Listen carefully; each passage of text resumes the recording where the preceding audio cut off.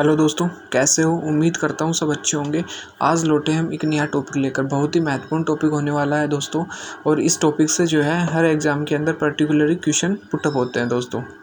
चलो स्टार्ट करते हैं। टॉपिक का नाम महत्वपूर्ण बुक्स और उनके ऑथर। ठीक है दोस्तों, विभिन्न प्रकार की महत्वपूर्ण बुक्स हैं और उनके ऑथर्स जो हैं इस टॉपिक के अंदर इन्वॉल्व किए गए हैं। ठीक है, यहाँ से हर एग्जाम में क्वेश्चन बनता है। शर्त ये है आपको दोस्तों मेरे साथ के साथ कंटिन्यूसली बोलना पड़ेगा। और बोलते जाओगे तो ट्रिक जो है आपके दिमाग में बैठ जाएगी। ऑप्शन से देखते ही आप आसानी से क्वेश्चन को सॉल्व कर पाओगे। चलो दोस्तों देखते हैं पहली किताब, अर्थशास्त्र। ठीक है दोस्तों, अर्थशास्त्र जो है चाणक्य ने लिखी थी और ये बहुत ही महत्वपूर्ण किताब है, ऐतिहासिक किताब है। इसके अंदर जो है इकोनॉमिक्स के बारे में बड़े आसानी से तर्क दिए जाते हैं। विभिन्न प्रकार की कालों के अंदर अकाल पढ़े उनके बारे में बताया जाता है। कई जगह इतिहास और अर्थशास्त्र की जो बुक्स हैं उनके अंदर डिस्ट्रीब्यूट भी देखने को मिलता है। तो चलो दोस्तों, इसकी ट्रिक है याद करने की जो है चांद से अर्थ तक। देखो दोस्तों, चांद, चाणक्य, चाण। ठीक है दोस्तों, एक बार अगेन बोलो मेरे साथ, चाणक्य, चाण। ठीक है, चांद हो गया। अर्थ ये नहीं होता, अर्थ, अर्थ से लगा लो अर्थ। ठीक है, तो चांद से अर्थ तक, समझ रहे हो? एक मीनिंग हुआ करती दोस्तों, डाउन टू अर्थ।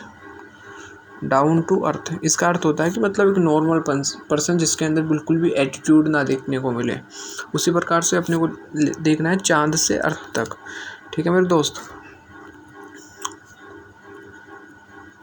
तो अगेन देखो, चाणक्य ने जो है अर्थशास्त्र बुक लिखी है। बहुत ही अच्छी किताब है और इसको एक अच्छी सी ट्रिक के साथ अपन आसान से याद कर सकते हैं, चांद से अर्थ तक। ठीक है दोस्तों, चलो नेक्स्ट करते हैं।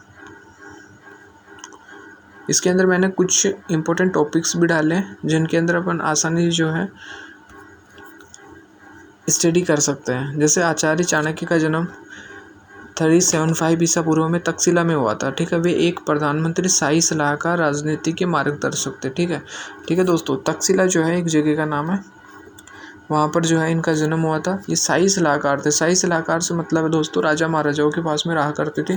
वहाँ उनको विभिन्न प्रकार की साहित्य रिलेटेड सलाह दिया करते थे, एडवाइस दिया करते थे, और अपना जो है लेखक का काम भी ये किया करते थे। ठीक है दोस्तों, इसी कड़ी के अंदर आगे देखते हैं दोस्तों। आगे चलते हैं तो आती है नेक्स्ट जो बुक है उसका नाम है मेगास्थनीज की जो है ना इंडिका बुक। ठीक है दोस्तों, ये बहुत ही इंपॉर्टेंट बुक है। मेगास्थनीज जो है चंद्रगुप्त फर्स्ट के दरबार में आने वाला जो एक विदेशी यात्री कह दो या लेखक कह दो जो था, जिसने इंडिका नामक, इसके अंदर इंडिया के बारे में विभिन्न प्रकार की चीज़ें जो है मेंशन की गई है दोस्तों।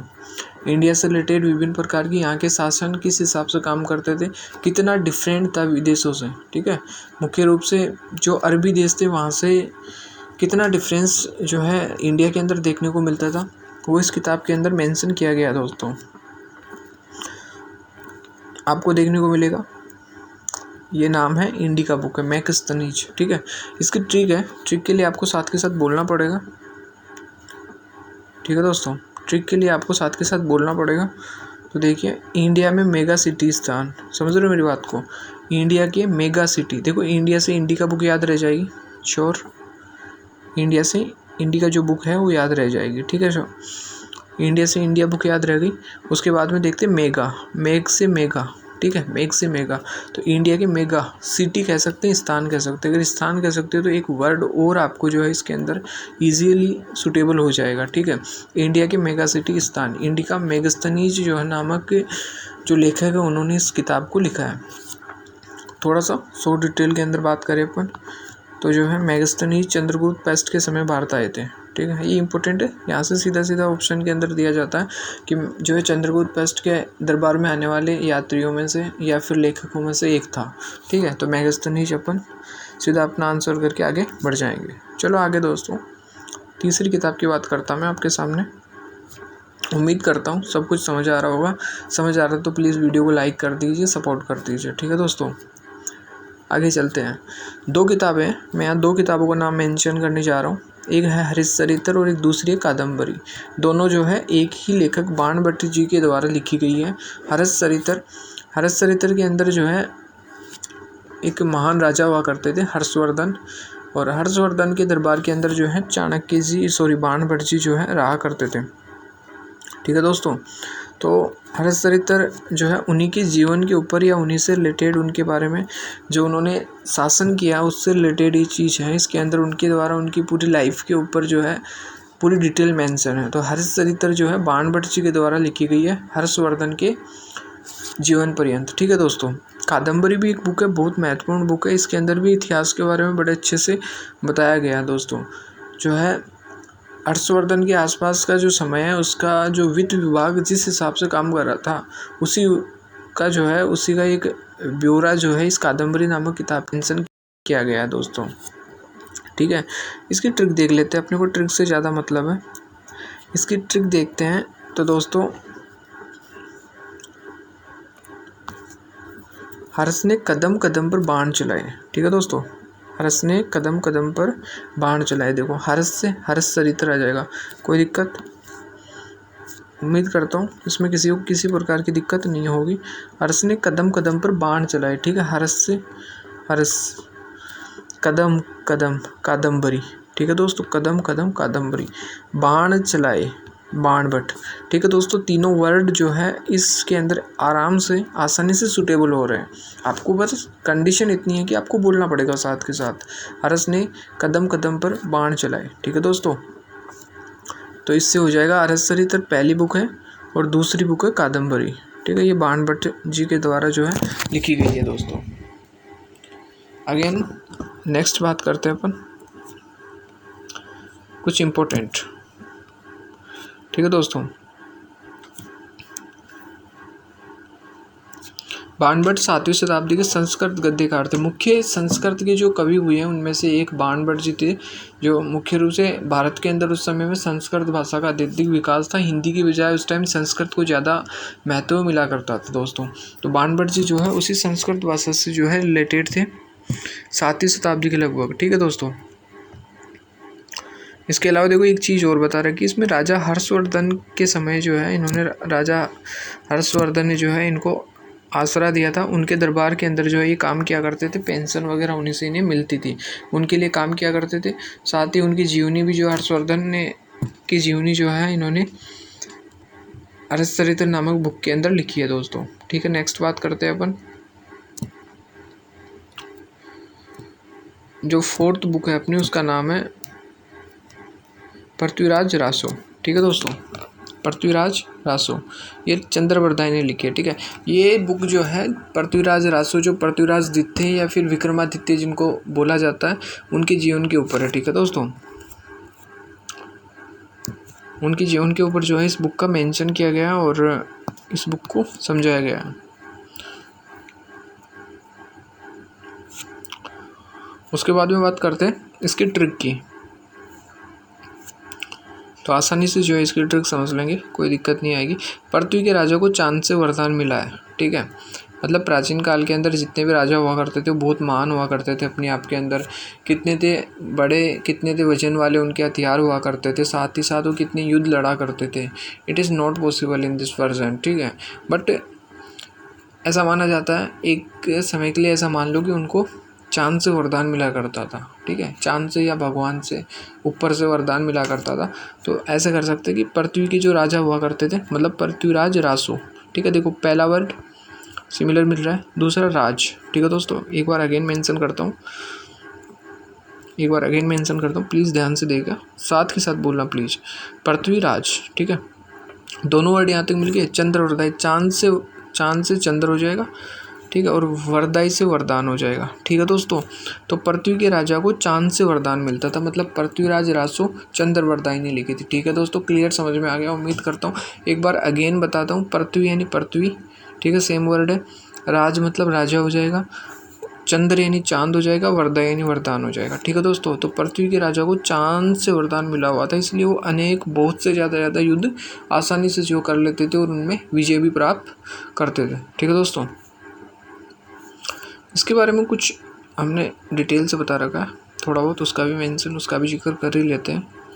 चंद्रवरदाई हिंदी साहित्य के आदिकालीन कवि थे और इन्होंने हिंदी ग्रंथ की रचना की है। ठीक है दोस्तों, और भी ग्रंथ है इनके, जैसे पृथ्वीराज चौहान के मित्र हुआ करते थे, पृथ्वीराज चौहान रासो जो है, इन्होंने आसानी से इसके अंदर उनकी जीवनी के बारे में बता रखा है।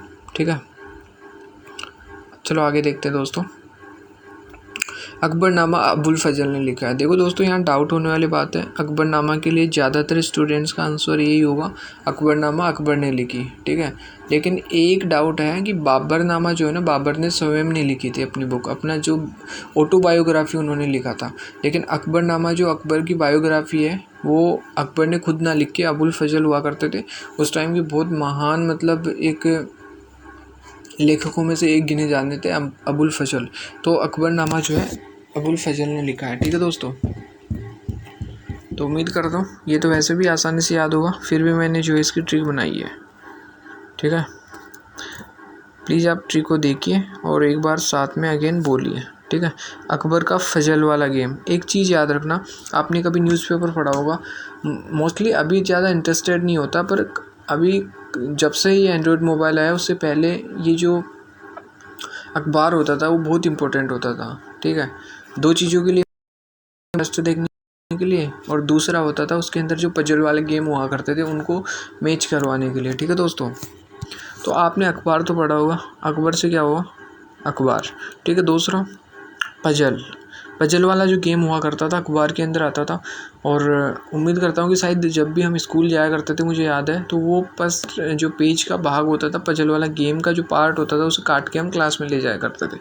जब भी हमें खाली टाइम मिलता था उसमें आसानी से बैठे बैठे उस गेम को खेलते थे, ठीक है दोस्तों। तो इतना मैंने समझा दिया, आप तो आसानी से याद हो ही जाएगा। अकबर का मतलब अखबार हो गया, तो अकबरनामा, और अबुल फजल का मतलब हो गया पजल वाला गेम, मतलब अखबार का पजल वाला गेम। पजल से फजल याद रखना और अखबार से अकबर याद रखना, ठीक है दोस्तों।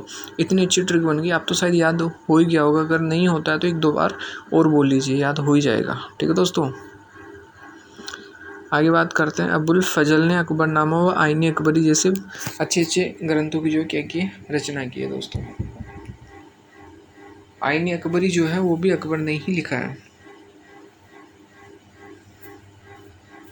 चलो नेक्स्ट बात करते हैं हुमायूं नामा, ठीक है। हुमायूं नामा, इसके अंदर भी जो है हुमायूं की जीवन की जो है या फिर उनकी बायोग्राफी के बारे में बता रखा है।